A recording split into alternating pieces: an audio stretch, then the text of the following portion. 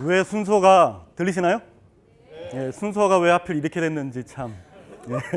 하지만 분위기 좋게 만들어 주셔서 되게 감사드리고요. 그때 했으면 더 좋지 않았을까 하는 아쉬움은 있지만 한번 발표 잘 해보겠습니다. 아직 안 나오네요.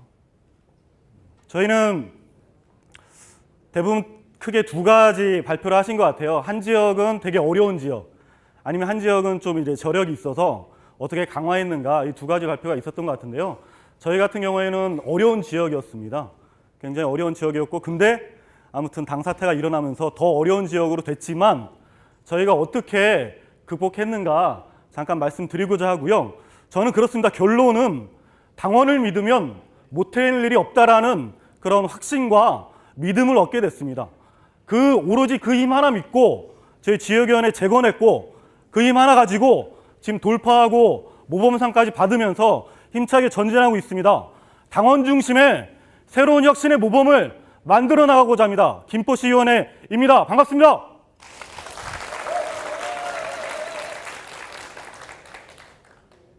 얘기를 더 해야 되겠네요.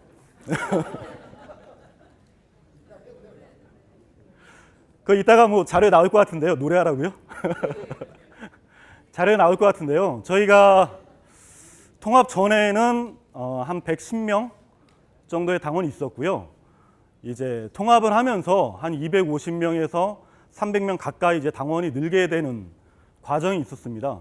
하지만 당 사태가 일어나면서 그 중에 반수 이상의 이제 당원들이 탈당을 했고, 당권자 같은 경우에는 한 150명 수준에서 50여 명 수준으로 완전히 급격히 줄어들었습니다. 그리고 전체 운영위가 한 12명 정도 운영위원이 건설돼서 진행이 됐었는데, 그 중에 10분의 운영위원이 탈당을 하시고 남아있는 운영위원 딱 2명인 상태가 저희가 당 사태 이후에 지역위원회 상황이었습니다. 지역위원회를 재건하기 위해서 믿을 수 있는 건 당원밖에 없습니다. 그래서 전체 당권자, 비당권자한테 모두 전화를 드렸습니다. 전화를 드려서 다시 모인 당원이 7명이었습니다. 그 7명 중에는 한 2분은 그 상황을 겪으면서 입당을 하셨던 분들이고, 그 중에 어떤 당활동 경험이 있으신 분은 저를 포함해서 딱 2명밖에 없는 그런 상황이었습니다. 그런 상황에서 저희는 두 가지 결정을 하고 그 7명으로 당 재건에 착수하게 됐습니다. 첫 번째 원칙으로 삼았던 것은 모든 것을 당원에 의거해야 한다는 거였습니다. 당원에 의거하고 당원을 믿지 못하고 당원을 믿고 당원의 힘을 모아낸다면 반드시 할 수 있다. 이것이 첫 번째 원칙이었고, 두 번째는 중앙당과 경기도당의 결정사항을 100% 관철한다라는 것이었습니다.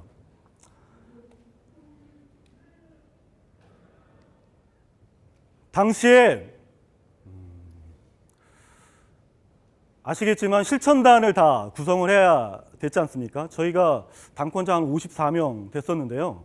저희가 실천단을 13명 이상 조직하라는 것이 이제 경기도당의 결정 사항이었습니다.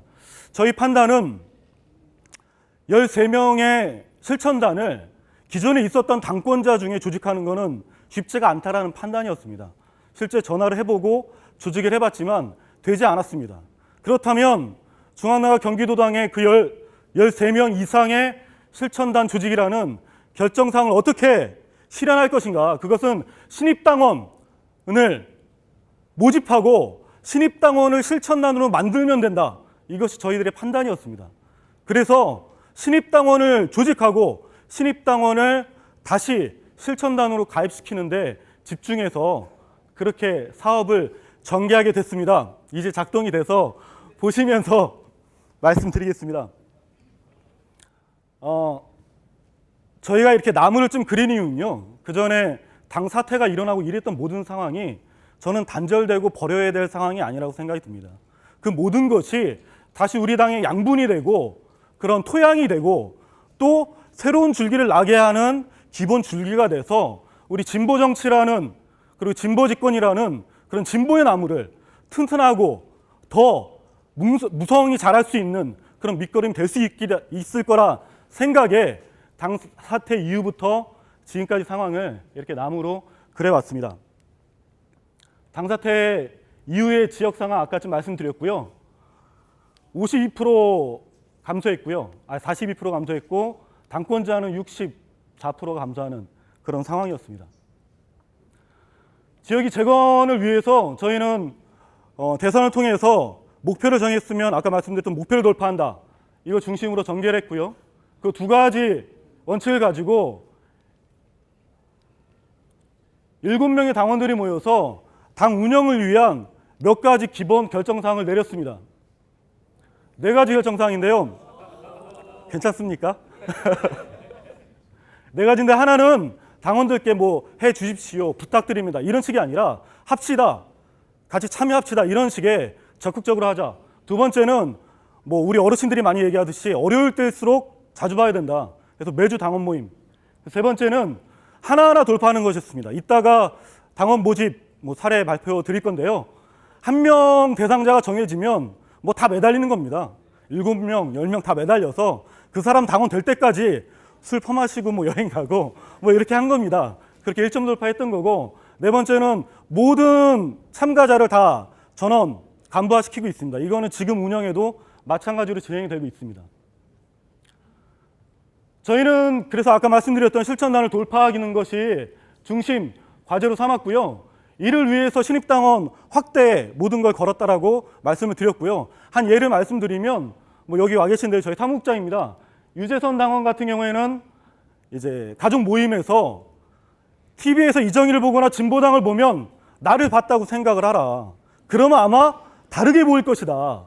이 말 한마디로 8명의 이제 원래 따님이 6분이세요. 그러다 보니까 가족이 많아서 그렇긴 한데 8명의 당원들을 가입시켰고, 저희 지역은 정일갑 부위원장님 저를 비롯해서 뭐 매형 사위까지 전부 다 이제 가족 당원화 시키는데 매진을 하게 됐고요. 두 번째는 이제 박경리 당원이라고 아까도 이제 우리 관악 마찬가지인데요. 저희도 이제 전설의 전이라는 막걸리집이 있습니다. 여기 주인분이 굉장히 야권 성향이신 걸 알고 그다음에 뭐 당원들이 계속 간 겁니다. 계속 가서 얘기하고 뭐 얘기했던 이분이 이틀간 시간을 달라. 그 후에 당원 가입하시고 이따 사진 보시면 아시겠는 대부분이 그 술집에서 당원 가입이 이루어지고 있습니다. 아예 당원 가입을 비치해 놓고 될 때마다 거기서 다 가입을 시키고 있고요. 저희 쭉 진행했던 사진들 담아봤는데요. 시간 관계상 좀 넘기겠습니다. 여기가 이제 그 전설의 전이고요. 이 앞에 두 분도 그날 가입을 하신 그런 상황입니다. 예.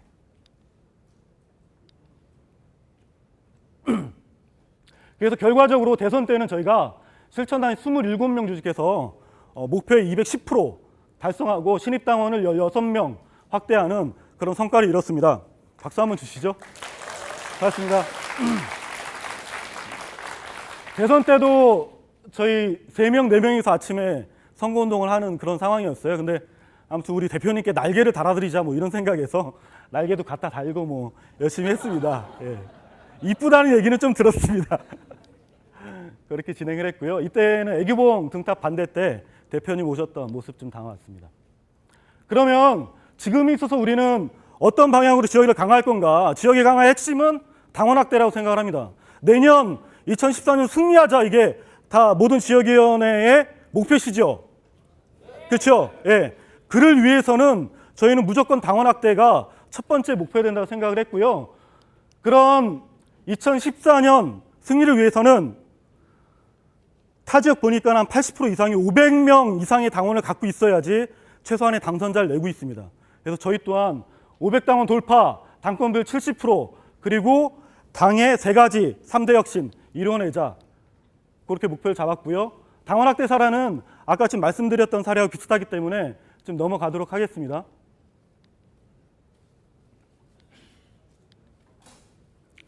그 한마디로 말씀드리면 모든 인적 관계의 당원화를 하고 있습니다. 그래서 가족부터 동창부터 모든 사람들을 당원화를 만들고 있고, 물론 술값 많이 들고 뭐 하루도 안 빠지고 술 먹는 날이 많지만 술 먹을 때 한 명이라도 당원 가입하면 다 용서되기 때문에 그거를 중심으로 계속 전개를 하고 있습니다.